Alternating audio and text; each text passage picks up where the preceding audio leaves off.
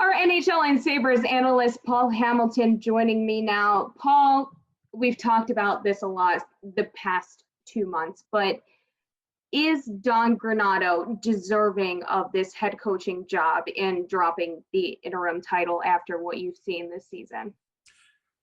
If we were to make the decision today, I'd say absolutely, yes. But I still think Kevyn Adams would be silly not to go through the process. I think Don Granato should be the front runner. I think he's earned it.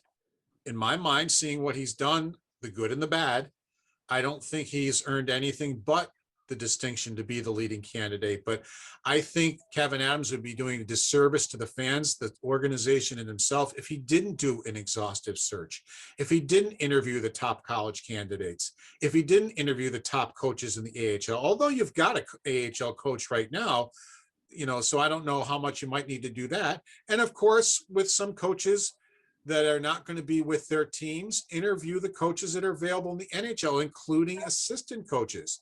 And that could take a while because there might be some assistant coaches you'd like to talk to who are involved in the Stanley Cup playoffs and will be involved for a long period of time. If that's the case, we might not see a coach until around July. But I think that's the proper thing to do because I think we all agree, and we've talked about a lot, this has to be done right.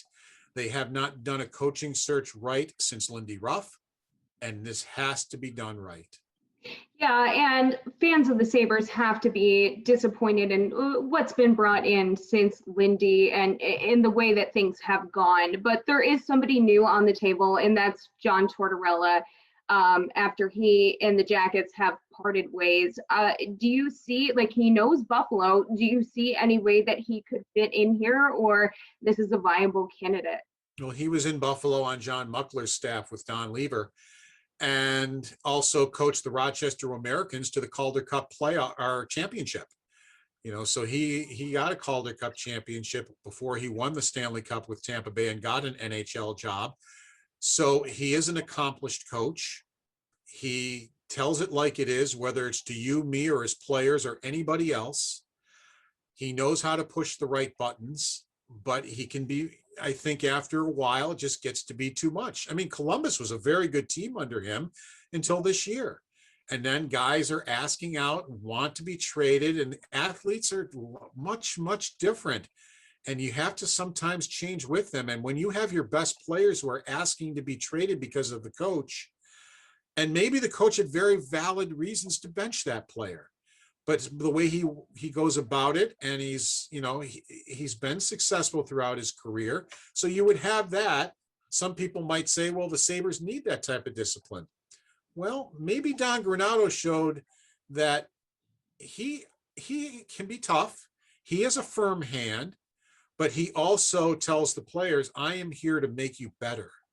And what we're doing here, we're doing it this way because if you do it this way and play like this, you're going to be better and the team's going to be better. And they seem to have latched on to that and understand it and work for him. I don't think you have to go any further than this last game. That very often is a run for the bus game. It's an awful game. The players put nothing into it. It's like, let's get this over on the plane and let's get out of here. No, they lost 8-4 in Pittsburgh. You were there. You saw the whole thing. They had a practice the next day, and they were good in practice. And then they played the game against the Penguins and were totally different. They lost 1-0. They outshot the Penguins 11-3 in the first period. They got behind their goaltender, who they felt they let down on Thursday. And that showed me something about that team and those players right there. There was zero run for the bus. They played from the opening faceoff until the final buzzer.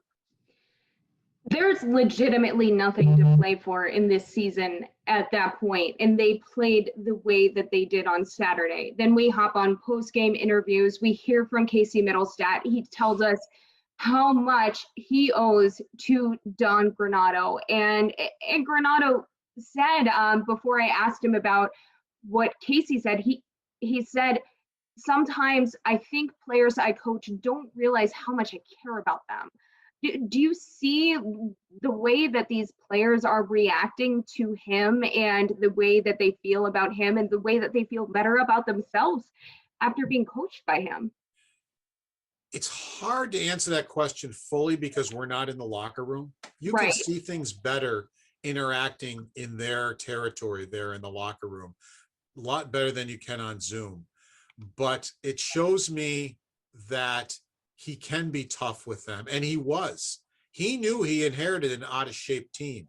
He knew he inherited a team that didn't work hard in practice and And also hasn't just for, had COVID. yeah. Well, they didn't work hard in practice before COVID. That team has not worked hard in practice in 9.5 years. I've watched practice habits and I lose my mind watching them there. Offside, but that's okay. Nobody whistles at dead that it's offside. Passing drills that guys playing Bantam hockey should be able to execute. They couldn't pass to save their lives. But again, the drill is never stopped to correct it until Granato shows up. And he stopped it immediately. I saw a different practice from the day he stepped on the ice as the head coach. And they responded to it. As he said, they craved it. They were craving direction from him. And everything. And the first passing drill he did to start practice, I think I counted in 5 minutes 2 passes that didn't go stick to stick. Before, I was lucky if I saw 2 passes in a week that went stick to stick. And because everything was tight, it was fast. They were doing the drill fast, and the practice habits were unbelievably different. And obviously things have changed with Ralph Kruger gone, but the captain, Jack Eichel, big fan of Ralph Kruger, and he has not played under Don Granato. What do you think that Eichel is going to want this offseason? We're going to hear from him the first time on Monday since he got injured 2 months ago. What is he going to want this offseason, and is he going to click with Granato? I would have loved to have seen him play for Granato just to see what it would look like. I think it would have looked good. He liked Kruger, but Jack is a very smart person. I think he would realize that what Kruger was selling was not working, and that the system that he wanted played was not a system they were capable of playing as a team. So it'll be very interesting. Now, what do I think we'll hear? It wouldn't surprise me at all if we got clarity on the neck injury. If Jack or Kevin Adams on Wednesday clears that up and says, yes, there's going to be surgery, or no, there's not going to be, because they said it, they're going to wait till early May and try to figure that out.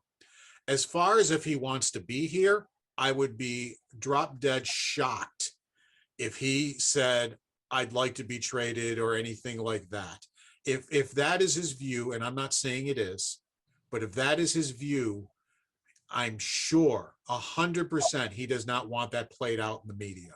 It would be private. It would be with the Pagulas and Kevin Adams and his agent. So I would not expect that to be talked. It'll be talked about. I 100% know it'll be asked.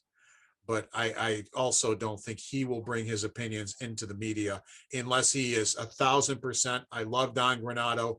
I don't want to leave, and I want to be part of the solution. That he might say, but don't expect to hear he wants to leave or anything like that. I just don't think that's the way Jack's made up, and I don't think he would want to play that out in the media. And speaking of the offseason, the expansion draft coming up with the Seattle Kraken joining the league, what do you see happening with the Sabres? What are some scenarios that you think could unfold for what they'll give up to Seattle? They're in a big bind to lose a good young player or to lose Rasmus Ristolainen. Mm-hmm. They could avoid that by giving Seattle a draft pick like Buffalo did to Vegas not to take Lena Salmer. It was a 6th round pick. So they got them to lay off Allmark, who they were going to take, and take Will Carrier. So I think if you would offer something probably more than a 6th round pick, you could maybe steer them towards Colin Miller or somebody else and leave somebody unprotected in that case, because Jeff Skinner has to be protected with his no movement clause. Right. He could waive that.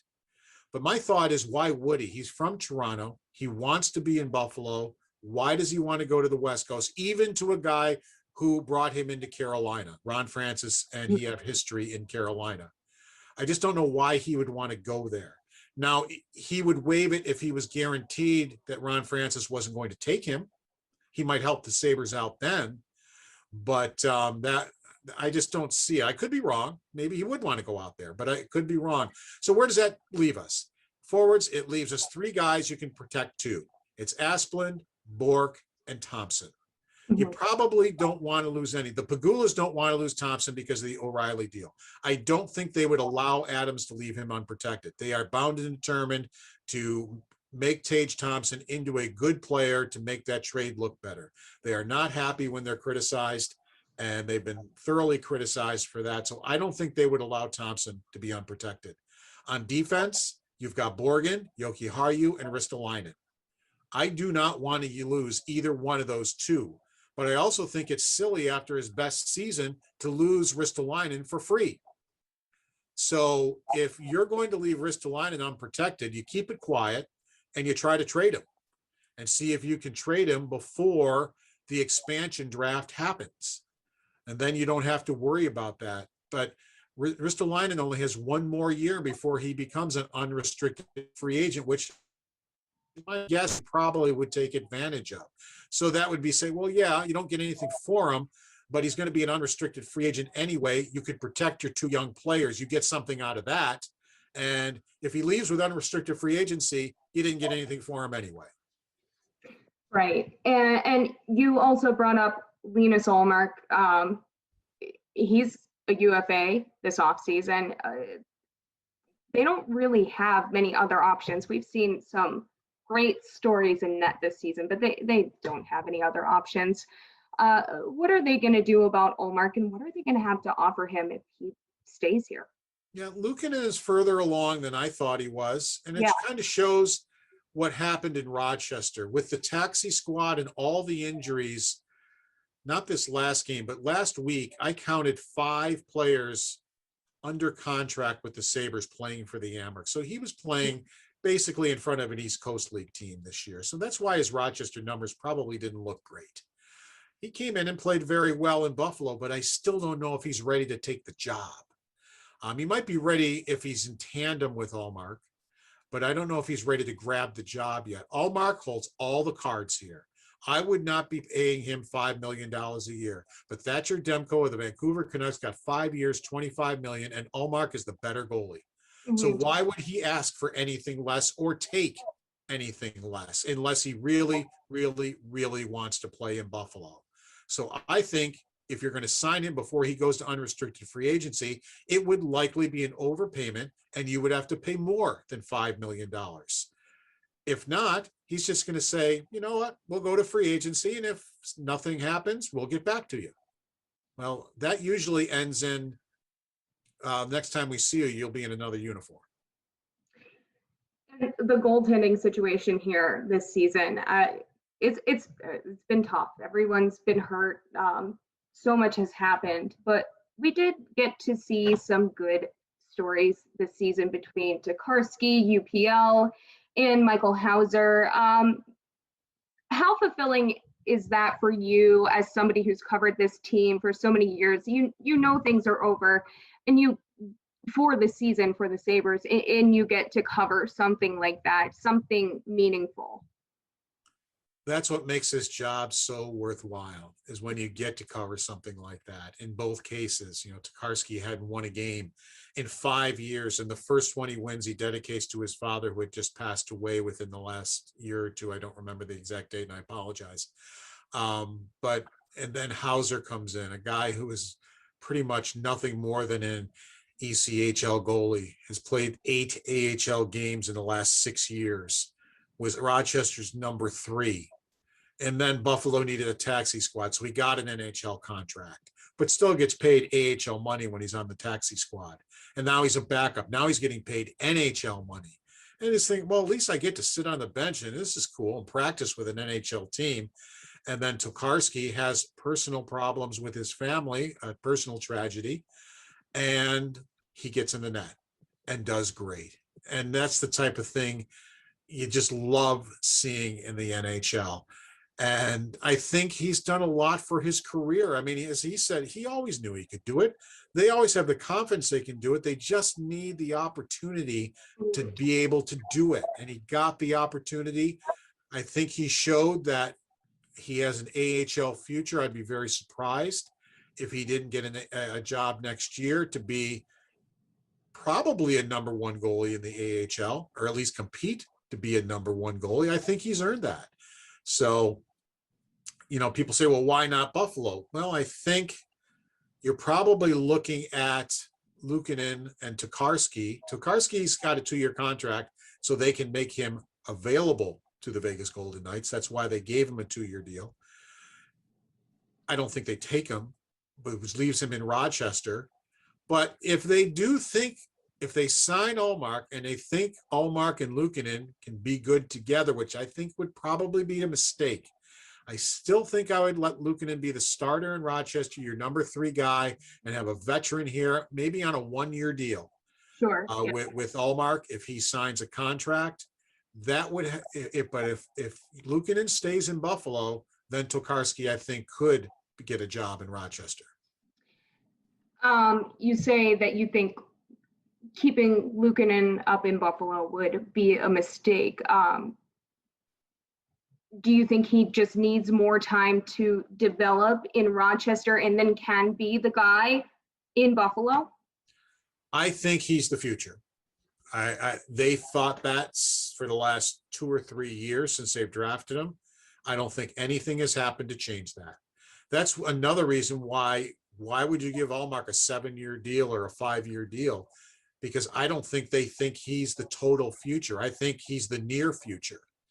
So if Ullmark is here, maybe the two of them together, if you can get Luukkonen in enough games, but if you're only going to get him 20 to 25 games, I would rather he play every night in Rochester. And then if you get an injury, you bring him up. And then he comes up and is able to play. I just think he's better served playing every night than he is playing when it's time to relieve Lena Salmer. Right. He needs to be playing. And speaking of that, I wanted to bring up player development under Don Granato. Now that the season is over, we've seen Rasmus Dahlin and Casey Middlestat and the way that they have developed since Granato's taken over and the way that they've improved. Is there anybody that's like kind of a dark horse that you've seen get better, maybe like a Yoki Haru since Don's taken over? I know Matt Ellis very well. I know the type of coach he could be. I've been saying it since Matt Ellis retired. I know he's going to be a coach. I know he is. I thought it would start in Rochester, but I've seen him coach kids. I've seen him come in during training camp and run practices. The team usually gets to Buffalo by mid-August, and he's the one out on the ice at Harbor Center. It can't be a team-run practice, but he was a Harbor Center employee. He wasn't a Sabre employee. So he would be out there putting the guys through their paces. I was just watching the drill, and I go, this is big league. I mean, he knows what he's doing. And then Dan Girardi, I don't know as well. I do know him a little, but I don't know him as well. But I think those two coaches have been very instrumental in helping players develop and helping players get better and being able to tap into their strengths and show them their strengths and show them what they do wrong and how they can do better to improve it.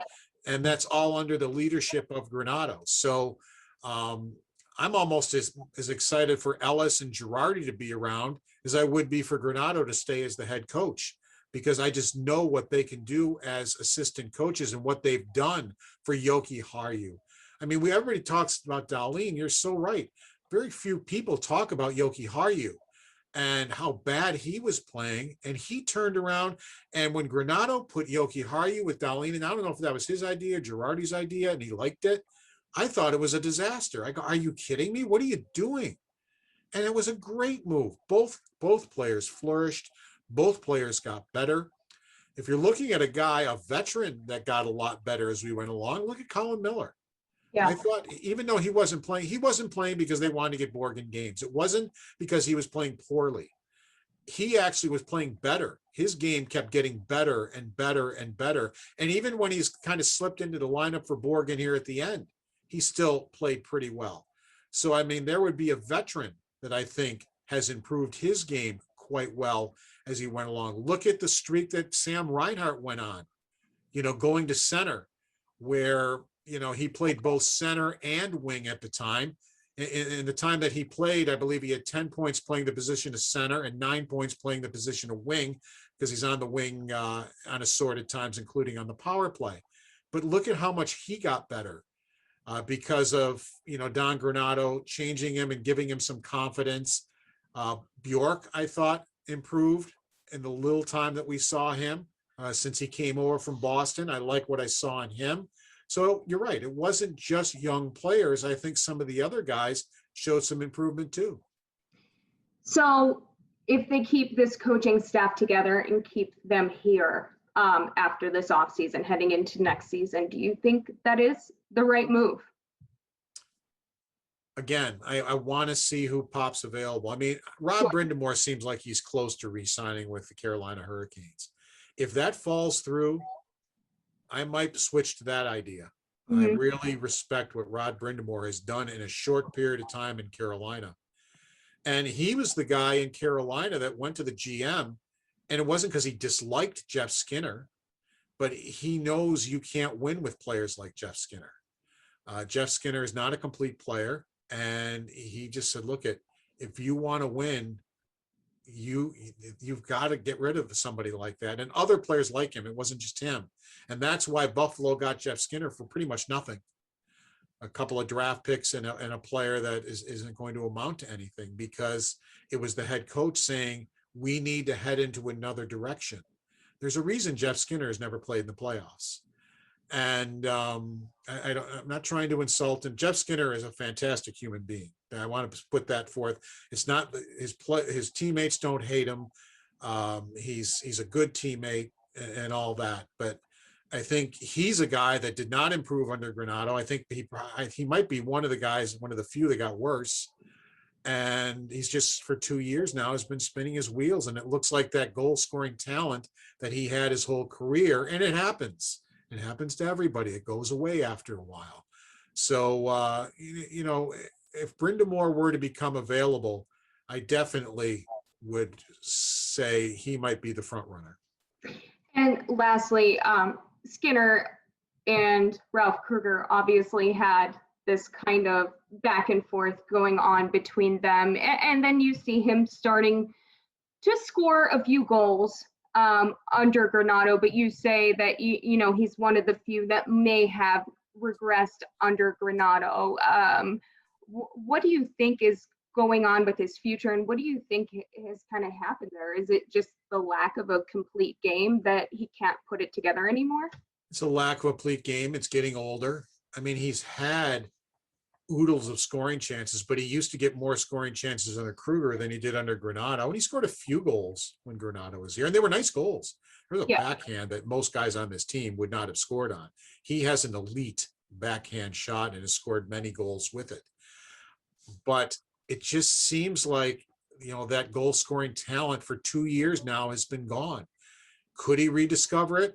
Anything's possible. I'm not going to say no, but I just don't see it right now. And right now, to me, he's a liability.